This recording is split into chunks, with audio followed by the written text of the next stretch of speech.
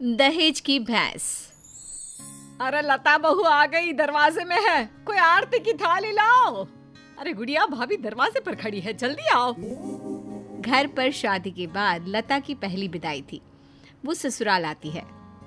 बहू की आरती करने के लिए इतनी एक्साइटेड हो रही है या फिर बहू के साथ आए सामान की है?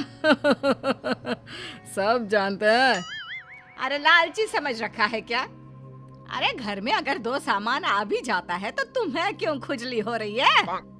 अरे कहाँ हो सब? मेरी बहू आ गई। सास थाली लेकर दरवाजे पर जाती है, जहाँ सामने एक भैंस खड़ी होती है। माँ, भाभी तो है नहीं, भैंस है। बोलो तो कर दे आरती। भैंस? भैंस कहाँ से आ गई? तभी लता आ जाती है। वो क्या है ना, पापा ने कहा है कि जा रही हो तो भैंस भी ले जाओ, वहाँ ससुराल में लोगों को दूध दही का फायदा हो जाएगा ना। तो ले आए हम। अरे वाह, कहाँ तो बूंद बूंद दूध के लिए तरसते थे, अब तो नदियाँ बहेंगी नदियाँ। लेकिन ये भैंसियाँ खड़ी कहाँ होगी? रुको, तुम्हारे ससुर से पूछते हैं। सास अंदर बैठे ससुर को आवाज देती है। आज सुन रहे हो? बहू का ये सामान कहाँ रखना है और ये कहाँ रहेगी? ससुर जिसे पता ही नहीं कि दरवाजे पर भैंस खड़ी है। अरे करना क्या है, वो ऊपर का कमरा ही तो बनवाया था ना, वहीं रहेगी और कहाँ जाएगी? हैं? ऊपर के कमरे में रखे? अरे लेकिन इतना ऊपर चढ़ेगी कैसे? अरे पैरों से, और क्या पंख उगाना है? बड़ी ही गंवार औरत हो तुम। और अब बहू आ गई है, जल्दी से अंदर ले आओ आरती करके, हम नहाने जा रहे हैं। बाहर आए तो नाश्ता मिल जाना चाहिए, फिर मिलते हैं बहू से। ये बोलकर ससुर तो चले जाते हैं, लेकिन सास सोच में पड़ जाती है कि भैंस को ऊपर पहुंचाए कैसे। खैर काफी मशक्कत के बाद भैंस को छत पर चढ़ा दिया जाता है। हाय रे, न जाने कैसा ससुराल मिला है। एक तो 3 तल्ले ऊपर कमरा दिया है। सोचा था कि खुली छत है, रोमांटिक माहौल बनेगा, लेकिन नहीं, यहाँ तो मेरी भैंस ही खड़ी कर दी। अब सारा दिन सारी रात इसी के गोबर की मैं कमरे में माहौल जमाएगी। अरे रोती क्यों हो? जानती हो ना, घर में पापा का ही राज चलता है। और अब मुझे खुद समझ में नहीं आ रहा कि कैसे पापा ने ये भैंस छत पर चढ़वा दी। खैर चेंज कर लो, नीचे चलते हैं नाश्ता करने, हमें बहुत भूख लग रही है। सभी नीचे आते हैं नाश्ते के टेबल पर। और बताओ बहू, घर पर सब कैसे हैं? पिताजी को बोलते तो वो भी आ जाते, इसी बहाने मुलाकात हो जाती। और वो भी देख लेते कि कितनी शानदार व्यवस्था की है हम लोगों ने तुम्हारे रहने की। कमरा पसंद तो आया ना बेटा? हाँ पापा जी, बहुत। लेकिन वो भैंस। कौन सी भैंस बहू?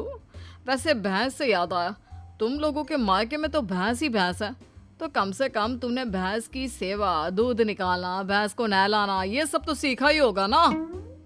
बहू ससुर के सवाल से एक्साइटेड हो जाती है। सीखा? अरे हाथ में जादू है हमारे। भैंस को देखते हैं कि वो दूध देना शुरू कर देती है, और नहलाने का तो ये है कि अगर हमने भैंस या नहला दी ना पिताजी, तो फिर वो भैंस नहीं रहती। हाँ। क्या बात है? फिर क्या बन जाती है? बकरी? चुप। मतलब कि हमारे हाथ में इतना जादू है कि भैंस भैंस नहीं, रंग खिल कर ना उसका बतख की तरह सफेद हो जाता है। अरे 1 घंटे में 75 भैंस नहलाने का रिकॉर्ड हमने बनाया था जी एक बार। हाँ, ये सब तो ठीक है बहू, वैसे भैंस दूध कितना देती है? बहू फिर शेखी में आ जाती है। वैसे तो क्या है ना माँ जी, देती तो सिर्फ 4 किलो सुबह और 4 किलो शाम को, लेकिन जब मैं दूध निकालने बैठी हूँ ना, तो प्रेशर में 10 किलो सुबह और 10 किलो शाम को देती है। बस फिर क्या, ये सुनकर ससुराल वाले इम्प्रेस हो जाते हैं। ससुर सोच लेते हैं कि इतनी गुणी बहू मिली है तो भैंस तो लाना बनता है। फिर क्या, अगले रोज ससुर दरवाजे पर भैंस खड़ी कर देते हैं। बहू, अरे ओ बहू, देख तो मैं क्या लेकर आया हूँ। तभी बहू एक बाल्टी दूध लेकर आती है। क्या बात है बहू, बाल्टी भरकर दूध कहाँ से आ गया? वैसे देख, दरवाजे में मैंने तेरे लिए एक तोहफा रखा है। बहू दरवाजे पर जाती है जहाँ एक भैंस खड़ी होती है। ये क्या पिताजी, एक और भैंस? एक और नहीं बहू, एक ही है। इसे बाहर ना एक शेड बनाकर खड़ा कर देते हैं, क्या कहते हो? हाँ हाँ पिताजी सही कह रहे हैं, क्यों नहीं। वैसे भी ऊपर ना अब जगह कहाँ है, वहाँ तो। बहू बात पूरी करती कि सास आ जाती है। बहू ला दे बाल्टी, मैं आ रही हूँ। सास बहू से दूध की बाल्टी लेकर चली जाती है और बहू नई भैंस की सेवा में लग जाती है। अगले रोज सुबह सासू माँ, मैं ना आज ससुर जी को बोल दूंगी कि मैं ना दो दो भैंसों की सेवा नहीं कर सकती, तो वो एक भैंस ना बेच दे। अरे नहीं नहीं बहू, अभी नहीं। अभी तो तू जानती है कि मेरे मायके में शादी आने वाली है, दूध के भाव कितने महंगे हैं। तो कुछ महीनों के लिए दोनों भैंसे संभाल ले, फिर बात करते हैं। अब बहू सुबह शाम छत की भैंस और बाड़े की भैंस की सेवा करती, उसे नहलाती, दूध निकालती और सास को देती। सास दूध का क्या करती ये किसी को पता नहीं चलता। फिर एक रोज, अरे बहू, मैं क्या कह रही हूँ, क्यों ना मैं एक और भैंस ले लूं। वो क्या है ना, घर में दूध कम पड़ रहा है। कैसी बात कर रही है सासू माँ, घर में दूध कैसे कम पड़ सकता है? इतना दूध तो खुद ग्वाला भी इस्तेमाल नहीं करता जितना हम और आप करते हैं। ना ना ना ना सासू माँ, एक और भैंस की सेवा करना मेरे बस की बात ना है। बहू का डायरेक्ट जवाब सुनकर सास को आ जाता है गुस्सा।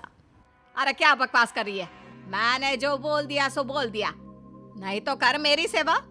आज शाम को कमरे में आ जाना और रात भर मेरे पैर दबाना। माँ जी, गला ना दबा दूं, भैंस पालने वाली समझा है क्या?